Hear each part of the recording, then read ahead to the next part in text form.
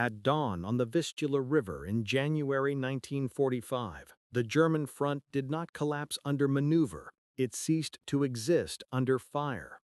For hours before Soviet infantry moved, the ground itself was reshaped. Entire defensive belts disappeared into smoke, splintered timber, and overturned earth. Communications failed almost immediately. Gun positions were buried, command posts vanished. When Red Army units advanced, resistance was fragmented and disoriented, often incapable of coordinated response. The breakthrough was not achieved by surprise or speed, it was achieved by weight. This outcome was not accidental, nor was it improvised. It reflected a doctrine that treated artillery not as support, but as the primary instrument of decision. Long before the infantry crossed the river, Soviet planners had calculated densities, firing schedules, and ammunition expenditure with mechanical precision. Guns were massed not by division, but by axis of advance. Fire plans were rehearsed on maps, synchronized to the minute, and executed without deviation. The battlefield was shaped before it was entered. The Red Army's emphasis on artillery had deep roots. Russian military experience in the First World War had demonstrated the decisive effect of concentrated fire against fortified positions. Early Soviet theorists absorbed these lessons and formalized them. Artillery was not merely a branch of service, it was the means by which operational problems would be solved. Maneuver existed to exploit the results of fire, not to replace it.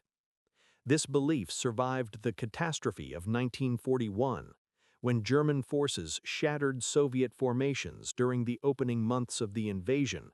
Artillery units were overrun, abandoned, or destroyed in enormous numbers. Guns were lost faster than they could be replaced. Ammunition stockpiles fell into enemy hands. Yet the Red Army did not abandon its faith in firepower. Instead, it re-examined how that fire was organized, controlled, and concentrated. The early failures exposed a critical weakness. Artillery had been distributed too thinly, tied to small units and deprived of centralized control. Guns fought bravely, but in isolation. Fire was expended without decisive effect. The solution was not more courage or better pieces, it was mass and coordination.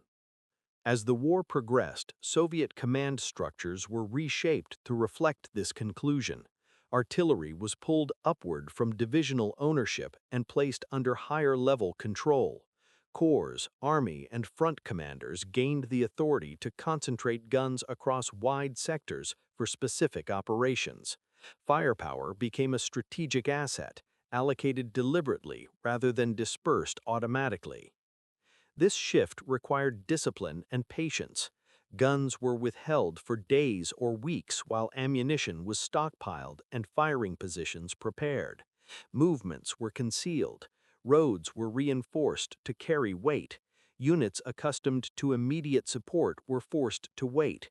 The doctrine demanded restraint in order to deliver decisive effect later. By late 1943, the transformation was visible. Soviet offensives no longer relied on localized barrages or improvised fire missions. They began with deliberate, overwhelming preparation designed to paralyze the enemy's defensive system as a whole. Artillery did not simply suppress targets, it dismantled command, severed communication, and destroyed cohesion before infantry ever made contact. What emerged was a method of warfare that treated firepower concentration as the central problem of operations. Once that problem was solved, everything else followed. The reorganization of Soviet artillery was neither simple nor immediate. It demanded a level of administrative control and logistical discipline that the Red Army had not possessed in 1941. Guns had to be counted, moved, and grouped deliberately. Ammunition had to be produced in quantities far exceeding pre-war expectations, then transported forward without interruption. Fire plans required accurate intelligence and reliable communications, both scarce in the early years of the war. The doctrine existed on paper before it could exist on the battlefield. Industrial reality made its execution possible. Soviet wartime production prioritized artillery pieces and ammunition with relentless focus. Designs emphasized robustness and ease of manufacture rather than refinement. Calibers were standardized. Production runs were long. By 1943, Soviet factories were delivering tens of thousands of guns and millions of shells annually. Quantity was not a substitute for doctrine, but it was a prerequisite. Concentration could only occur if there was something to concentrate. Equally important was the development of specialized artillery formations. Breakthrough artillery divisions, heavy howitzer brigades, rocket artillery regiments, and counter-battery groups were organized specifically for massed fire. These units were not tied permanently to maneuver formations. They were assigned to fronts for specific operations, moved into position, and withdrawn afterward. Artillery became modular, deployable where it would have the greatest effect. Fire planning evolved accordingly. Soviet staffs calculated required shell expenditure per kilometer of front, often reaching densities that had no precedent earlier in the war. Timetables were rigid. Barrages were layered. Destructive fire against forward positions, suppression against depth defenses, counter-battery fire to neutralize German guns, and rolling barrages timed to infantry movement. The objective was not merely to inflict casualties, but to collapse the enemy's ability to respond coherently. This approach reflected a fundamental understanding of German defensive doctrine. German units relied on flexible response, local initiative, and rapid counterattack. These methods required intact communications, functioning command posts, and mobile reserves. Concentrated artillery targeted those prerequisites directly.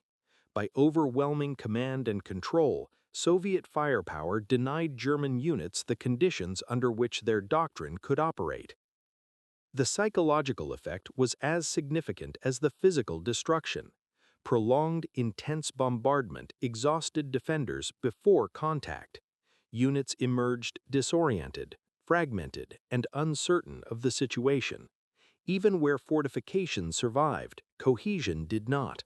Resistance became localized rather than systemic. The front ceased to function as a unified defense. As these methods were refined, Soviet commanders gained confidence in their predictability. Artillery preparation became the foundation upon which operational plans were built.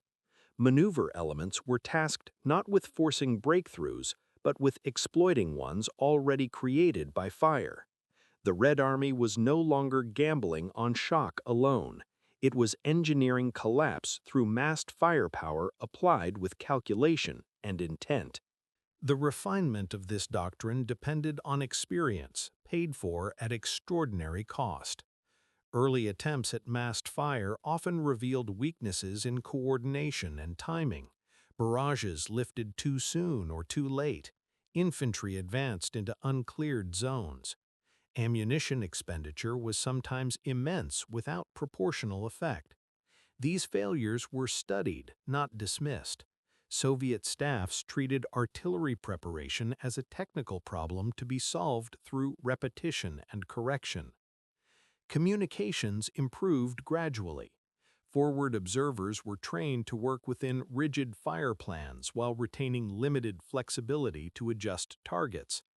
Survey units refined gun alignment to improve accuracy over massed distances. Meteorological data was incorporated systematically.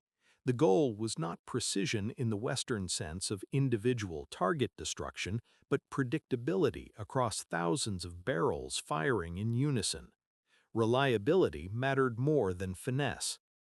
Counter-battery fire became increasingly central. German artillery posed the greatest threat to Soviet infantry once an attack began. Neutralizing it required identification, mass, and timing.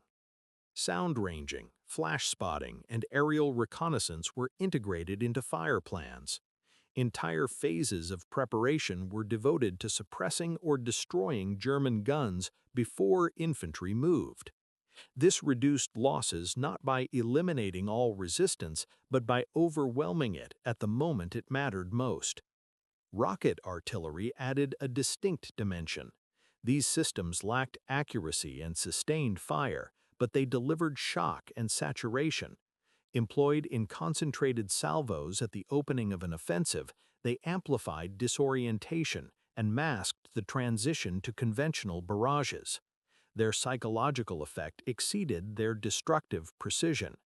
Used correctly, they complemented tube artillery rather than replacing it. The emphasis on preparation imposed demands on time and secrecy. Artillery concentrations required days of movement and camouflage. Ammunition stockpiles grew to extraordinary size near the front. Roads were reinforced, bridges strengthened, and firing positions surveyed in advance. Deception measures concealed these preparations. When surprise was achieved, it was the surprise of inevitability rather than suddenness. The enemy discovered concentration only when fire began. By mid-war, Soviet offensives displayed a consistency absent in earlier phases. Breakthroughs occurred where artillery density was highest and preparation longest. Failures were often traced to insufficient mass or premature attack. Doctrine evolved toward caution rather than haste. Operations were delayed until artillery reached required levels. This represented a profound shift in the Red Army's approach to battle. Instead of relying on momentum and sacrifice to force success, commanders relied on calculation. Artillery became the instrument through which uncertainty was reduced. Once the gun spoke, the outcome was no longer in doubt, only its exploitation remained to be managed. The maturation of this method changed how Soviet offensives were conceived at every level. Operational plans no longer began with infantry objectives or tank routes, they began with fire. The first question was not where units would advance, but where guns would be concentrated and for how long. Axes of attack were selected based on the ability to mass artillery, not on terrain alone. Where fire could be concentrated, breakthrough was considered feasible. Where it could not, operations were deferred. This logic reshaped command authority. Artillery commanders gained influence equal to that of maneuver commanders. Their assessments of feasibility carried decisive weight. If required densities could not be achieved, plans were revised. The doctrine accepted delay as preferable to premature action. Time spent preparing fire was treated as time saved in combat casualties and operational risk. German defenses increasingly reflected awareness of this threat, yet countermeasures proved inadequate. Dispersal reduced losses but weakened mutual support. Deeper fortifications absorbed some fire but lost connectivity. Reserves were pushed farther back, increasing response time. Each adaptation reduced vulnerability to one effect of massed fire while increasing vulnerability to another. The defensive system bent, but it could not restore coherence once preparation began. Soviet artillery plans exploited this dilemma. Initial barrages focused on forward positions to force defenders into shelters. Subsequent fires targeted rear areas, routes of movement, and command nodes, catching units in transition. Counter-battery phases suppressed German guns just as they attempted to respond. The sequence was designed not to destroy everything, but to deny the enemy a moment of functional recovery. The relationship between artillery and infantry evolved accordingly. Infantry no longer advanced into uncertain resistance. They followed closely behind rolling barrages, whose timing was rehearsed repeatedly. The distance between fire and movement was calculated to maintain pressure while minimizing exposure. Where resistance persisted, localized fire missions were called in from pre-planned reserves. Initiative existed, but within boundaries defined by fire control. Tank forces benefited disproportionately. Instead of leading assaults against intact defenses, armor entered battle spaces already shattered. Obstacles were reduced. Anti-tank positions were suppressed. Movement became possible not because tanks were invulnerable, but because the environment had been conditioned by artillery. This synergy increased operational tempo once breakthrough was achieved. By late war, Soviet commanders treated artillery superiority as a prerequisite rather than an advantage. Operations were not judged by whether firepower existed, but whether enough existed in the right place at the right time. When it did, resistance collapsed with predictable regularity. When it did not, commanders learned to wait. This discipline distinguished mature Soviet operations from earlier efforts driven by urgency and loss. Firepower concentration imposed order on chaos. It replaced improvisation with method and attrition with planning. The battlefield became an environment shaped deliberately, not endured blindly. The practical expression of this doctrine could be measured in numbers that redefined what concentration meant. By 1944, Soviet planners routinely assembled artillery densities of 200 to 300 guns and mortars per kilometer of breakthrough frontage. In some sectors, the figure rose higher still. Ammunition expenditure was calculated not in thousands, but in millions of rounds for a single operation. These were not symbolic totals.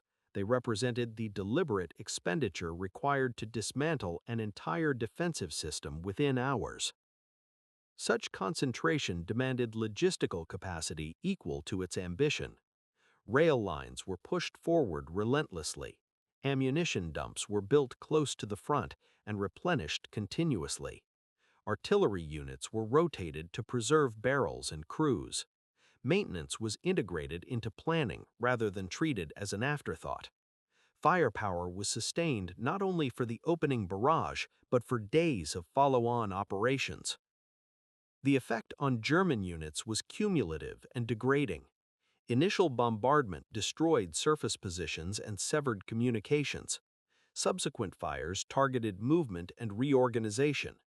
Attempts to reconstitute defenses were met by renewed barrages already plotted and timed. The defender faced not a single shock, but a sequence designed to deny recovery. Each phase arrived before the last had been absorbed. German artillery doctrine, built around flexibility and counterattack, struggled under these conditions. Guns could not maneuver freely under sustained fire. Ammunition resupply was disrupted. Counter-battery efforts were overwhelmed by volume. Even when individual batteries survived, their integration into a coordinated response was impossible. Firepower existed, but it could not be brought to bear coherently. This imbalance extended to command and morale. German officers accustomed to exercising initiative found themselves isolated from higher command. Orders arrived late or not at all. Subunits fought independently, often unaware of the broader situation. Under these conditions, defensive doctrine ceased to function as intended. What remained was resistance in fragments rather than defense as a system. Soviet commanders monitored these effects carefully. Fire plans were adjusted based on observed response. Where resistance persisted, concentration increased. Where collapse began, fire shifted deeper to exploit it. Artillery was not expended uniformly. It was applied where it produced operational effect. The result was a battlefield rhythm defined by fire. Movement followed destruction, not the reverse. Momentum was created by suppression and maintained by denial of recovery. The Red Army learned that speed without preparation wasted lives, while preparation without exploitation wasted opportunity. Concentration of firepower balanced both. By the time Soviet forces reached Central Europe, this method had become routine. It no longer appeared extraordinary to those who executed it. It was simply how breakthroughs were made. The doctrine had transformed artillery from a supporting arm into the central mechanism through which operational victory was engineered. This method did not eliminate uncertainty, but it constrained it tightly. Soviet commanders understood that no amount of fire could guarantee complete destruction. Survivors would remain. Pockets of resistance would endure. The doctrine did not promise annihilation, it promised paralysis. By overwhelming the defender's ability to coordinate, it reduced combat to isolated acts that could be managed sequentially rather than faced simultaneously. The cost of this approach was visible in consumption. Artillery barrels wore out rapidly. Crews operated under exhausting conditions. Ammunition expenditure strained production and transport even at Soviet scale. Yet the calculus favored fire over flesh. Shells could be replaced more readily than trained infantry. Guns could be repaired or rotated. Experienced soldiers could not. The doctrine accepted material wear as preferable to human loss. This trade-off reshaped casualty patterns. While Soviet losses remained heavy, particularly in exploitation phases, the catastrophic infantry casualties of 1941 and 1942 declined relative to the scale of operations. Breakthroughs achieved by firepower reduced the need for repeated frontal assaults. Infantry advanced into disrupted defenses rather than intact killing zones. Losses shifted from immediate slaughter to sustained operational attrition. German observers noted the change. Reports described Soviet attacks as methodical, overwhelming, and predictable in their preparation, but devastating in execution. Attempts to counter this predictability failed because prediction did not translate into prevention.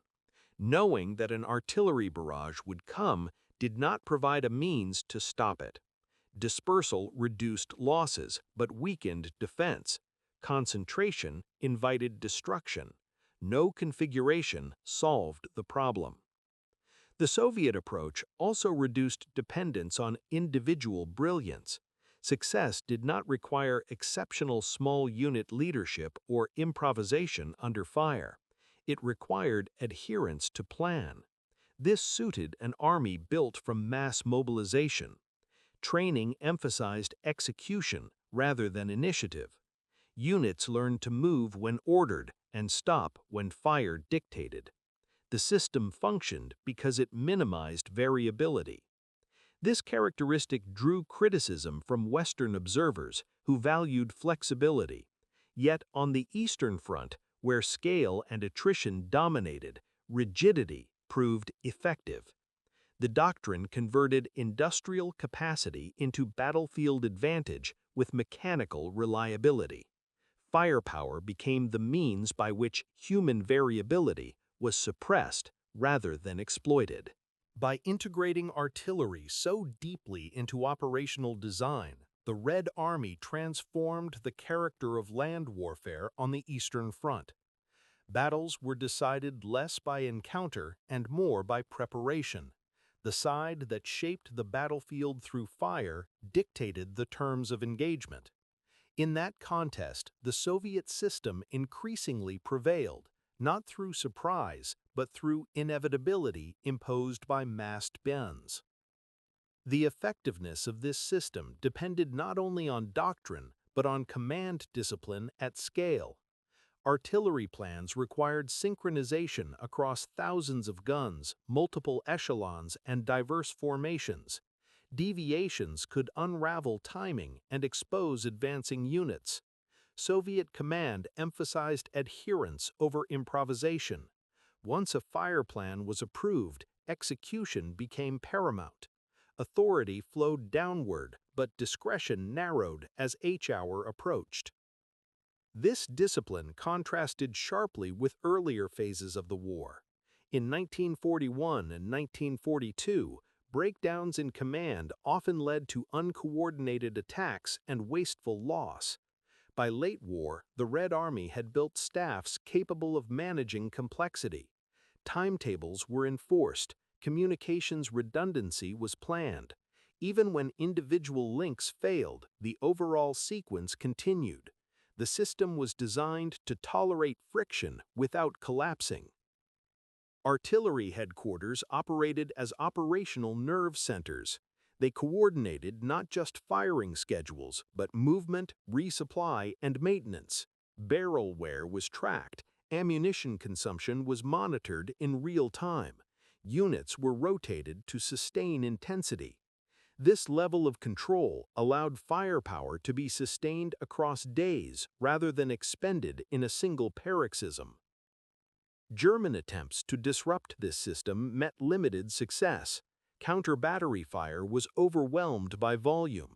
Air attacks against gun positions inflicted losses, but could not reduce density below effective thresholds.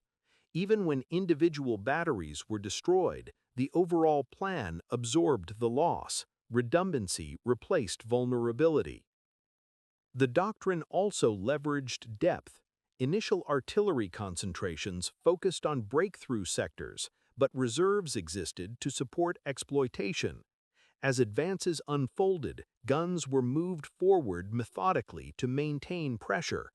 Fire followed maneuver closely, ensuring that resistance encountered beyond the initial line was met with prepared support. The advance did not outrun its firepower. This integration altered operational tempo. Advances proceeded in deliberate phases rather than reckless pursuit. Each pause allowed artillery to reassemble and prepare anew. Momentum was not defined by speed alone, but sustained dominance. German forces found no opportunity to re-establish coherent defense. Each attempt met renewed concentration. By this stage of the war, Soviet commanders no longer viewed artillery as a consumable asset to be expended for immediate gain. It was treated as a continuous instrument of control. The battlefield became a managed environment where fire dictated movement, response, and outcome. This control, maintained over weeks and months, eroded German resistance beyond recovery. The doctrine's success lay in its ability to scale. It functioned across divisions and fronts, adapting to terrain and opposition without abandoning core principles. Concentration, timing, and coordination remained constant. The result was not tactical brilliance in isolated moments, but sustained operational dominance achieved through disciplined application of massed firepower. The contrast with German practice became increasingly stark as the war progressed. German artillery was competent, often technically excellent, but it was rarely employed with the same concentration or continuity. Guns were tied closely to divisions, dispersing firepower across wide fronts. Ammunition shortages constrained sustained fire. Counter-battery efforts depended on localized initiative rather than centralized mass. Even where German gunners fought effectively, they did so in isolation. German doctrine emphasized flexibility and rapid reaction. Under conditions of limited firepower, this approach had merit. Against Soviet concentration, it proved inadequate. Flexibility required freedom of movement and intact communications, both of which massed artillery deliberately destroyed. The more German units attempted to maneuver, the more they exposed themselves to pre-planned fires already registered on likely routes and assembly areas. Western Allied observers often noted the difference. Where Anglo-American forces relied heavily on air power to shape the battlefield, the Red Army relied on guns. Air support offered reach and precision, but depended on weather, air superiority, and coordination across services. Artillery offered certainty. It could be timed exactly. It could be sustained regardless of conditions. It imposed its effect through volume rather than accuracy. This distinction mattered on the Eastern Front, where operations unfolded across vast distances and in harsh climates. Air power could not always be present. artillery could. Once positioned, it remained a constant threat. The Red Army exploited this reliability, treating guns as the backbone of offensive capability rather than a supplement. German attempts to counter Soviet firepower through dispersion and fortification reduced casualties but did not restore initiative. Deeper positions increased the time required to move reserves forward. Shelters protected soldiers but isolated them. When bombardment lifted, defenders emerged into an environment already controlled by Soviet units supported by follow-on fires. The defensive cycle was broken. The Soviet doctrine also exploited scale asymmetrically. Even where German units anticipated the axis of attack, they could not match density. A defending division might possess dozens of guns. The attacker assembled hundreds. No tactical adjustment could compensate for that imbalance. The outcome was determined before the first shot was fired. By late war, German commanders recognized the pattern but lacked the means to alter it. Ammunition shortages, fuel constraints, and attrition prevented any comparable concentration. What remained was adaptation at the margins rather than systemic response. The Red Army dictated the terms of engagement through firepower applied at a scale the enemy could not replicate. The battlefield thus became an arena where doctrine, industry, and command structure converged. Soviet artillery dominance was not accidental. It was the logical result of choices made, refined, and enforced over years of war. In that convergence, firepower concentration overwhelmed everything else. The success of this doctrine reshaped Soviet operational confidence. Breakthrough was no longer a gamble contingent on surprise or enemy error. It became a scheduled event. When required conditions were met, guns assembled, ammunition stockpiled, plans synchronized, the outcome followed with high reliability. This predictability altered strategic planning at the highest level. Entire campaigns were structured around the sequencing of artillery-heavy offensives rather than opportunistic exploitation. The scale of coordination required was immense. Front-level commanders synchronized multiple breakthroughs along extended fronts, each supported by its own artillery mass. Logistics staffs calculated ammunition flows measured in thousands of rail cars. Engineering units prepared firing positions in advance, often under concealment. Deception measures masked concentrations until the final hours. The offensive became an industrial operation as much as a military one. This industrialization of firepower also reduced dependence on battlefield improvisation. The Red Army no longer required extraordinary local initiative to compensate for systemic weakness. Instead, it relied on procedure. Success depended on executing known steps in the correct order. This suited an army rebuilt under conditions of mass mobilization and accelerated training. Doctrine replaced intuition as the primary driver of results. The German response increasingly reflected exhaustion rather than adaptation. Units learned to recognize the signs of impending bombardment but lacked the means to escape it.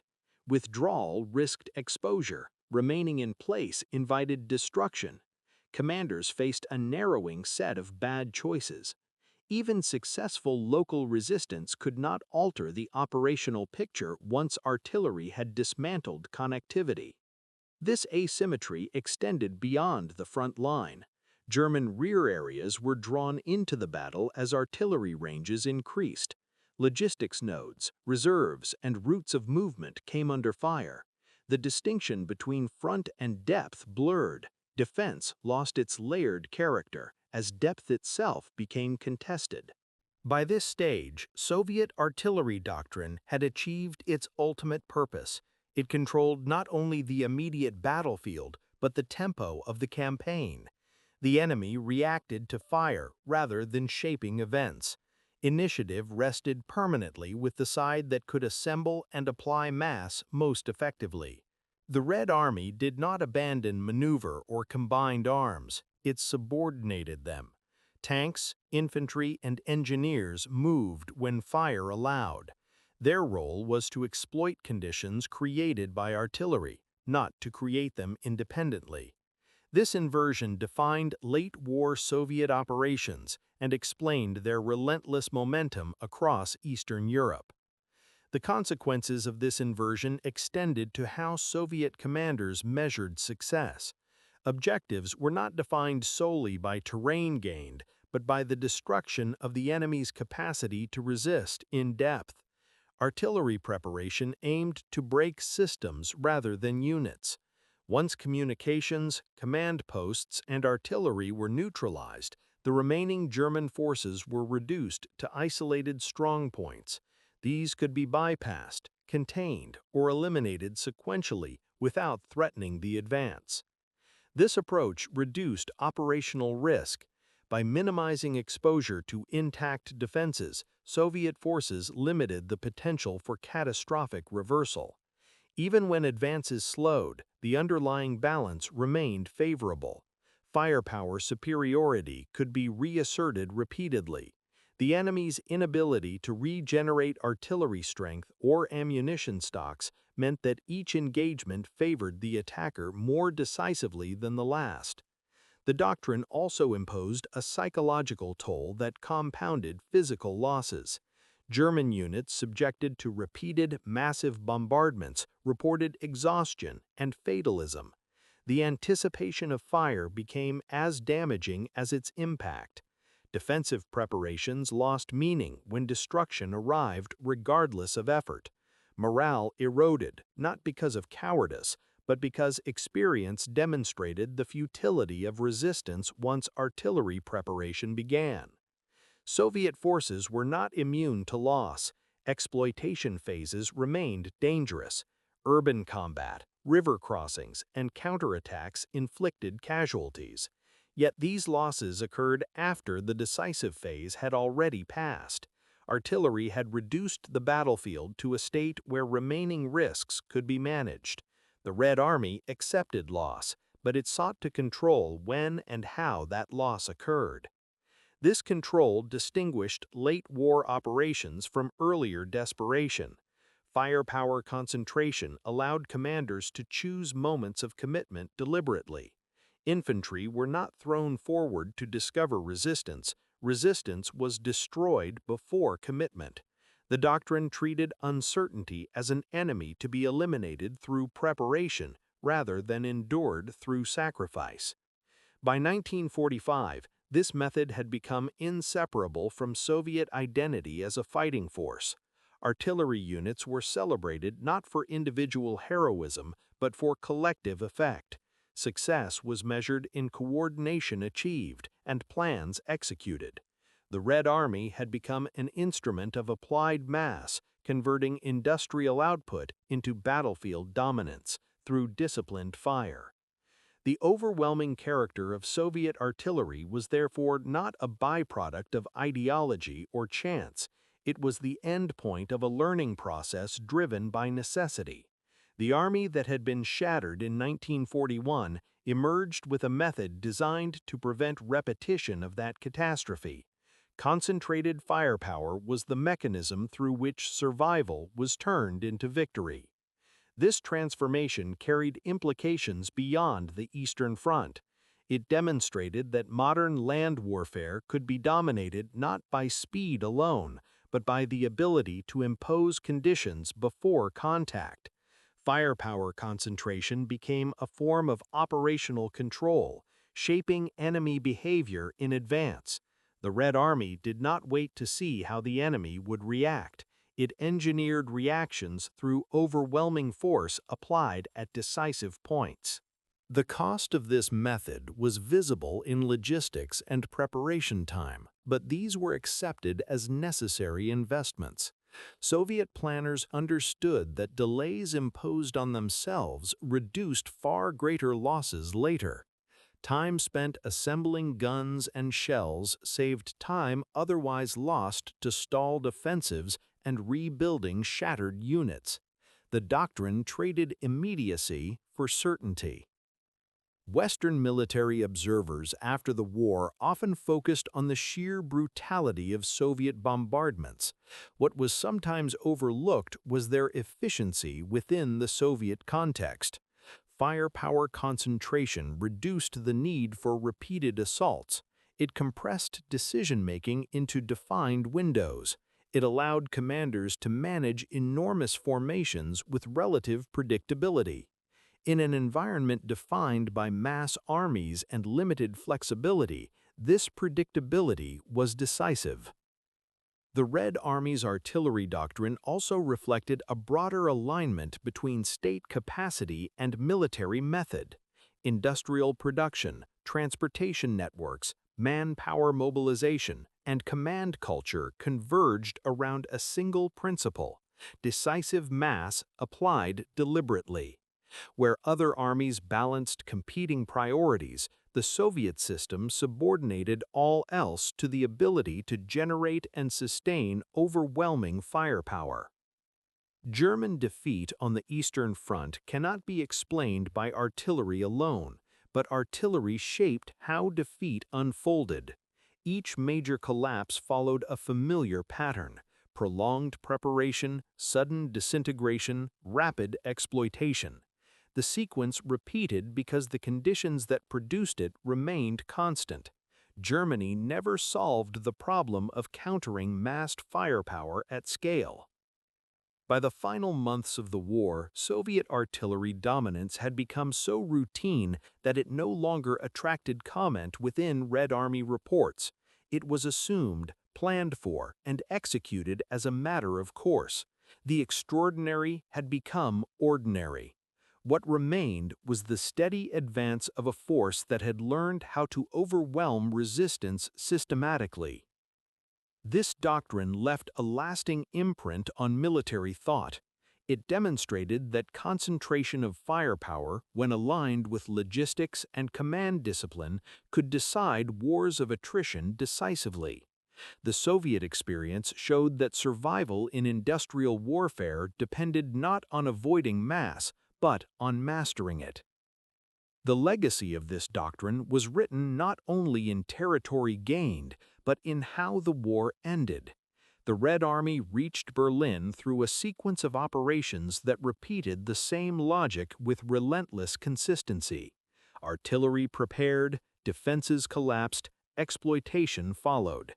Each success reinforced confidence in the method. There was no search for alternative solutions because the existing one worked at scale. In retrospect, Soviet artillery doctrine did not overwhelm everything because it was subtle or adaptive in the tactical sense. It overwhelmed because it aligned means and purpose without contradiction. The Red Army accepted that modern war was industrial, attritional, and unforgiving. It built a method that matched those conditions precisely. Firepower concentration was not a response to German tactics alone. It was a response to the nature of the war itself. This understanding distinguished the Soviet approach from those that relied on qualitative superiority or operational surprise. When surprise failed, fire remained. When maneuver stalled, fire resumed. When resistance stiffened, fire intensified. There was always another layer of mass to apply. The doctrine did not depend on favorable conditions, it created them. The cost was enormous, and the destruction was total. Entire landscapes were erased before infantry advanced. Cities were reduced to rubble. Human loss remained staggering. Yet within the Soviet calculus, this destruction served a purpose. It reduced uncertainty and prevented repetition of the disasters that had nearly destroyed the state in 1941. Firepower became insurance against failure. The Soviet artillery doctrine that overwhelmed everything was therefore not an improvisation of desperation, nor a product of ideological excess. It was a hard solution to a hard problem, forged through defeat and refined through experience. By the end of the war, it had become the Red Army's primary instrument of decision. In a conflict defined by scale, the side that mastered concentration prevailed.